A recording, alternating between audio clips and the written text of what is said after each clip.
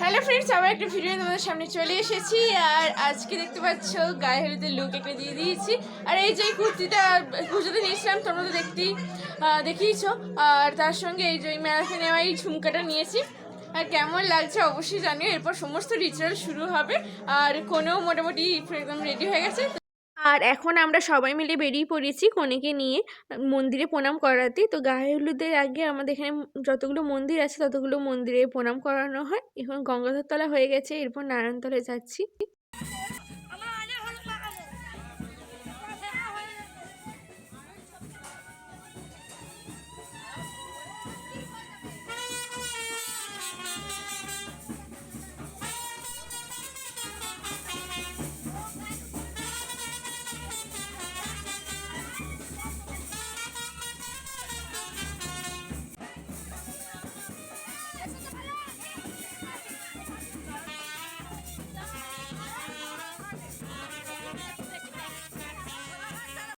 আর এখন যাচ্ছি লক্ষ্মীকালীতলায় পুজো করাতে। তো নারায়ণধর, গঙ্গাধর, শিব, দুর্গা সমস্ত মন্দিরই হয়ে গেল, এরপর লক্ষ্মীকালীতলায় যাচ্ছি।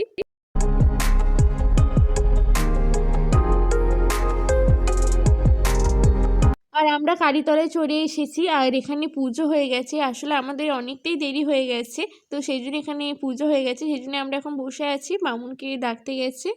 আর এখন ষষ্ঠীতলায় পূজা করাতে চলে এসেছি। আর এটাই লাস্ট, এরপর গায়ে হলুদ বসবে।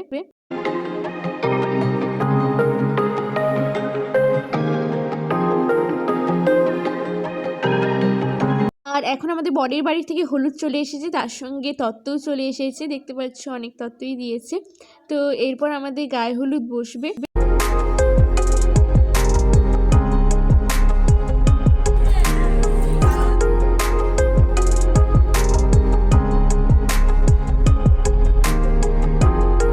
তো ফাইনালি গায়ে হলুদ বসে গেছে, এরপর সবাই একে একে হলুদ লাগাচ্ছে।